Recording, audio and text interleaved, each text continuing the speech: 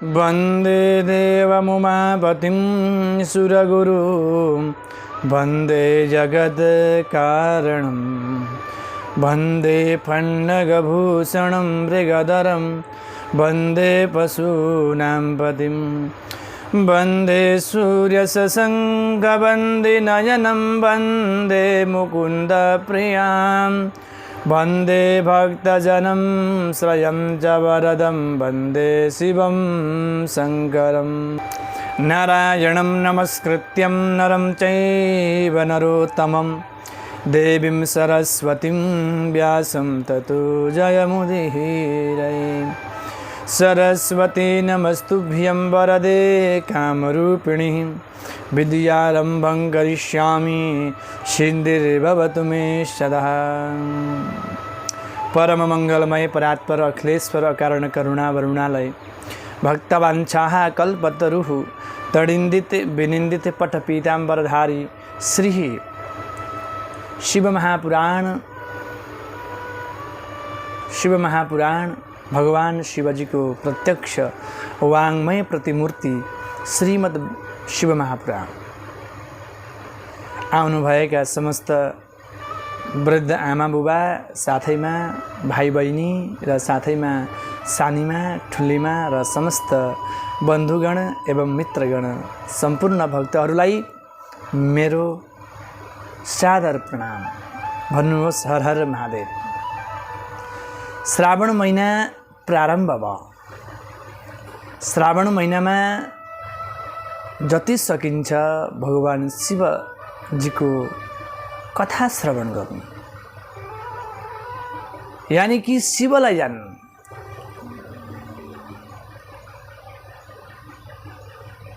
जो आदि मध्य अन्त्यमा जो सत्यवत प्रतीत छन् उहाँको नाम शिव, जसलाई शिवदम शिव कल्याणम ददामि इति शिवदम, जसले केवल सिर्फ केवल यही सोचिरहेको हुन्छ प्राणीको कल्याण होस्, त्यसको नाम शिव। श्रावण महिना प्रारम्भ भयो भक्तगण। अहिलेको यो जुन परिस्थिति भइसकेको छ, सोशल डिस्टेन्स साथैमा जुन महामारी बिमार चलिरहेको छ, जसको कारणले मैले हजुरहरूलाई यो महिनामा कथा श्रवण गर्न सकिनँ। भगवानले कृपा गर्नुभयो नेटको माध्यमले र भिडियो बनाएर हजुरहरूको समक्षमा हर भिडियो सेयर गर्नेछु। शिवजीको जुन कथा छ, यो कथा हामीले श्रावण महिनामा सुन्नु श्रवण गर्नु अत्यन्त आवश्यकता छ। विशेषतः श्रावण महिनामा चाहिँ हामीले भगवान शिवजीको आराधना गर्नुपर्ने हुन्छ। विद्यार्थीहरूको लागि पढाइमा ढिलोपन, पढाइ कम्ती हुने व्यक्तिले, जसले विद्या प्राप्त गर्न चाहन्छ, मैले अगाडिको पनि भिडियोमा हजुरहरूलाई भनिरहेथे, पुस्तकेषु च या विद्या परहस्ते गतं धनं कार्यकाले न च विद्या कार्यकाले न तद्धनम्। किताबमा भएको विद्या र अर्काको हातमा भएको सम्पत्ति यानी कि धन आफ्नो कार्य हुँदाखेरि कहिल्यै पनि काममा आउँदैन। र विद्या प्राप्तिको लागि जलको द्वारा, दुग्धको द्वारा हामीले श्रावण महिनामा प्रत्येक सोमबारको दिन अभिषेक गर्न अत्यन्त आवश्यकता हुन्छ। भगवानको कृपाले विद्या क्षेत्रमा हामीहरू अगाडि बढिन्दछ। भन्नुहोस् हर हर महादेव। भगवान शिवजी को रूप अनेक छ। शिवजी को रूपको जुन वर्णन छ, मैले ताके 1000 मुख भएका शेषनागजीले पनि उहाँको स्वरूपको वर्णन गर्न सक्नुहुन्न। कर्पूर गौरम करुणावतारम संसारसारम भुजगेन्द्रहारम सदा वसन्तं हृदयारविन्दे भवं भवानी सहितं नमामि।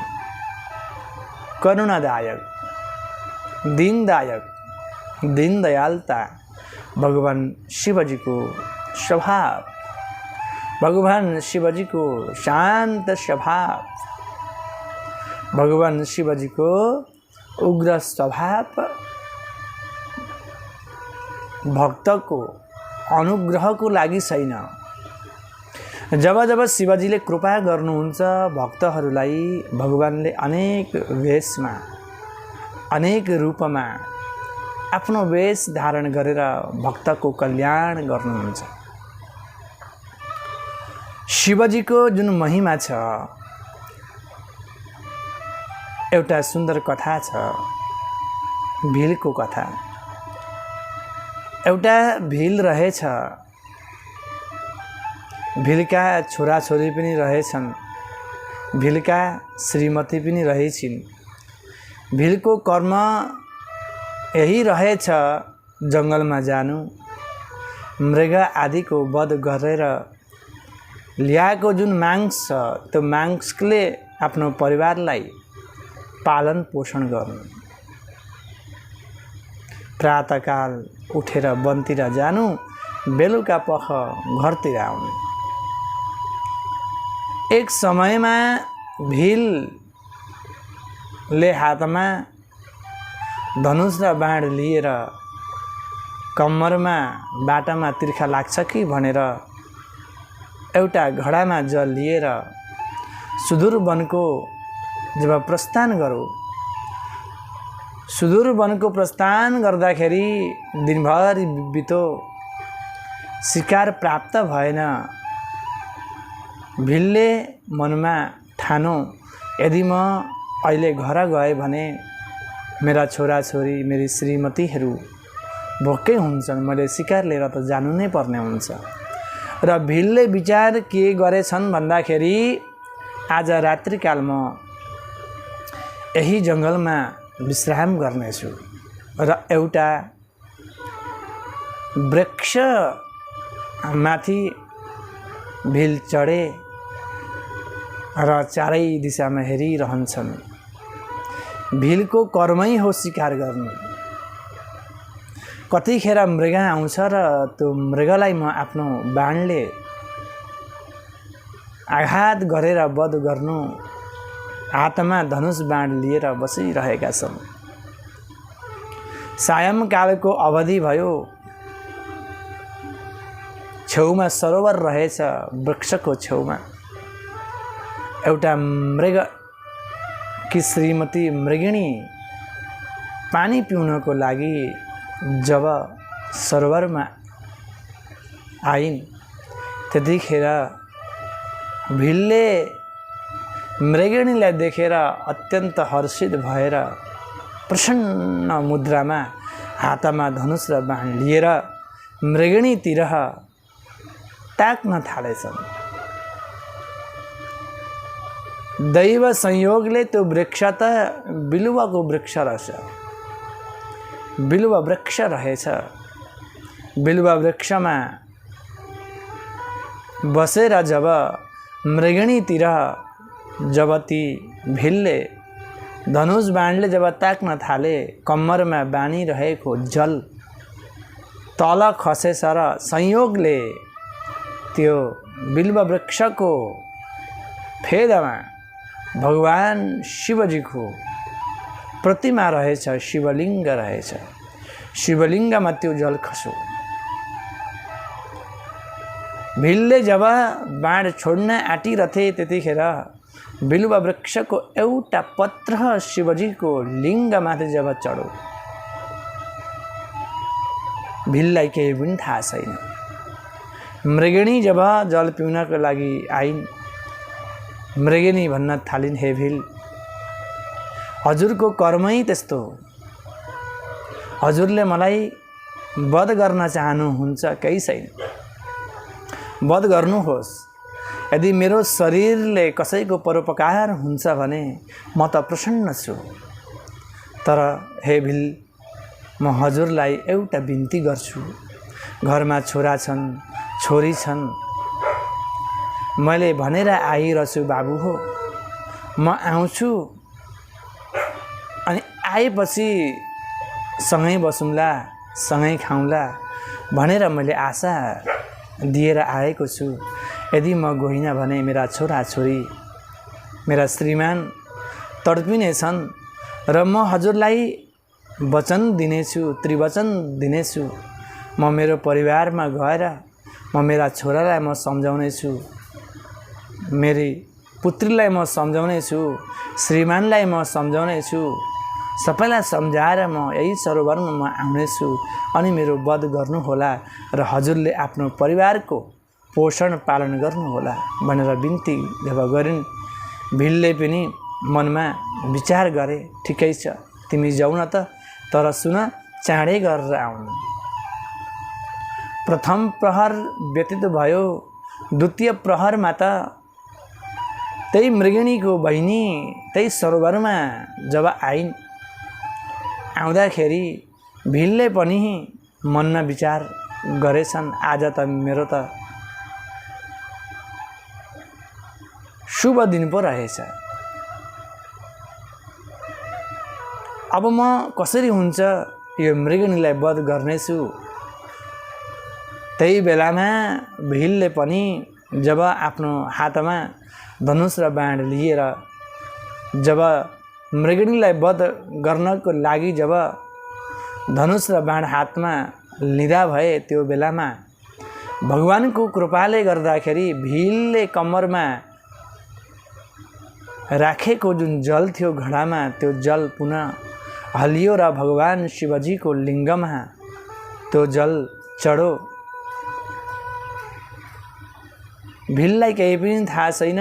एकछिनमा त्यो बेलुवा वृक्षको पत्र पनि शिवलिङ्गको लिङ्गमाथि चढो। भिलले जब प्रहार गर्न थाले, मृगिणीले बिन्ती गरिन्, अघि आकी मेरी दिदी हुन्। हे भिल, मेरा पनि छोराछोरी छन्, मलाई वध गर्न चाहन्छु, केही छैन आपत्ति, मलाई वध गर। यदि मलाई वध गरेर तिमी प्रसन्न हुन्छौ र तिम्रो परिवारको सुरक्षा हुन्छ भने मेरो वध गर। तर मेरो एउटा बिन्ती छ, मैले पनि आफ्नी आमालाई, आफ्ना पितालाई, मेरा साना साना छोराछोरीलाई मैले घरमा राखेर आइरहेछु। म घरमा जानेछु, सबैलाई सम्झाएर म आउनेछु। एउटा बिन्ती छ, हजुरले स्वीकार गरिदिनु होला। भिलले पनि मनमा विचार गरेर ठिकै छ, शीघ्र गरेर आउनु जब भन्न थाले, एकछिनमा त परिवारमा मृगिणीहरू भेला भएर ती आएका मृगिणीहरूले सम्पूर्ण वृत्तान्त भिलको त्यो कथा आफ्नो परिवारलाई भन्दा भए। परिवारका सदस्यहरूले पनि भने, यदि तपाईले कसैलाई बिन्ती दिनुभएको छ र वचन गरेर आउनुभएको छ भने हजुर जान सक्नुहुन्छ। यता रात्रिकालको चौथो प्रहर थियो। चौथो प्रहरमा जब भिलले चारै दिशामा जब दृष्टिपात गरेर जब हेर्न थाले, मलाई वचन दिएर गएका ती मृगिणीहरू किन आएनन्?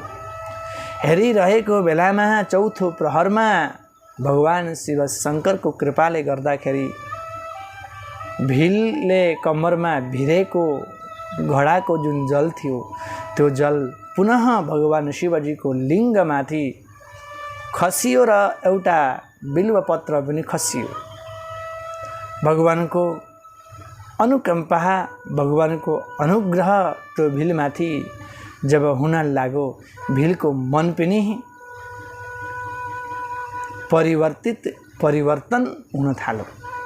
एकछिनमा मृग र ती बहिनी मृगिणी पनि त्यही सरोवरमा आएर बिन्ती गर्न थाले, हे भिल, हामीले वचन दिएका थियौँ, त्यो वचनको अनुसारले हामीहरू अब 3 जना आएका छौँ। हामीले आफ्नो परिवारलाई, आफ्ना छोरालाई, आफ्नी छोरीलाई, समस्त परिवारलाई मैले सम्झाएर आएको छु। अब चिन्ता हामीलाई छैन। हजुर वध गर्न चाहनुहुन्छ भने गर्नुहोस्। यदि हामीहरूको हजुरले हामीलाई वध गरेर हजुर प्रसन्नता र हजुरको परिवारलाई शान्ति र आनन्द प्राप्ति हुन्छ भने हजुरले हामीहरूको वध गर्नुहोस्। हामीले परिवारलाई सम्झेर आएका छौँ। भगवानको कृपा भयो र त्यो भिलको मन पनि परिवर्तन भयो। भिलले भन्न थाले, हे मृगणियो, जसरी तिमीहरूले आफ्नो परिवारलाई सम्झाएर बुझाएर आयौ नि, म पनि मेरो परिवारलाई गएर सम्झाउनेछु। आजबाट हामीले मांसको भक्षण गर्नु हुँदैन। आजबाट हामीले कुविचार र कुमार्गमा जानु हुँदैन। यदि हे मृगणियो, तिमीहरूले पनि आफ्नो परिवारलाई सम्झन सक्यौ र बुझाउन सक्यौ भने म पनि आवश्यक बुझाउनेछु, सम्झाउनेछु। मृगणीहरूलाई त्यो भिलले आफ्नो आफ्नो घर जाऊ तिमी भनेर आदेश दिँदा भएर अन्तिममा भगवान शिवशंकरको त्यो भिललाई दर्शन भयो। भगवान शिवशंकरको साक्षात्कार भयो। भगवान शिवशंकरको हो साक्षात्कार कृपा अनुग्रह हुनाले त्यो भिलको मन पनि परिवर्तन भएर मन सात्विक भयो र मनमा धेरै राम्रा राम्रा विचार, राम्रा राम्रा कुराहरू त्यो भिलको मनमा आउन थाल्यो। हेर्नुहोस्, भगवान शिवशंकरको अनुकम्पा, भगवान शिवशंकरको कृपा कतिखेर हुन्छ, कहाँनेरि हुन्छ, कसले पनि भन्न सकिँदैन। भगवानको कृपा भयो भने रङ्क करोति राजानम राजानम रङ्कमेव च। भगवानले चाहनुभयो भने फकीर पनि राजा हुनेछ र राजा पनि फकीर हुनेछ। भगवानको कृपाले गर्दाखेरि भिलको मन बिल्कुल चेन्ज भयो। भिलको मनमा सात्विकता आयो। भिलको मनमा प्राणी मात्रको प्रति दयाको भाव आयो। भिलले ल्याएको जल भगवान शिवशंकरको लिङ्गमा जब समर्पण भयो, भिलले छोएको बिल्व पत्र जब शिवशंकरको लिङ्गमाथि जब खसियो, भिलको मन, भिलको बुद्धि, भिलको विवेक, भिलको इन्द्रिय आदि सम्पूर्ण परिवर्तन भयो। श्रावण महिना छ, अन्जानले पनि शिवजीको पूजन, शिवजीको दर्शन, शिवजीको लिङ्गमाथि जलको अभिषेक हामीले गर्यौं भने पनि हामीहरूको पनि भिलको जस्तै कृपा हुनेछ। भिलले त अन्जानमा गरेको हो नि। कमरमा भिरिरहेको जल भगवान शंकरको लिङ्गमाथि समर्पित त्यो जल जब भयो, भगवान शंकर अत्यन्त प्रसन्न हुनुभयो।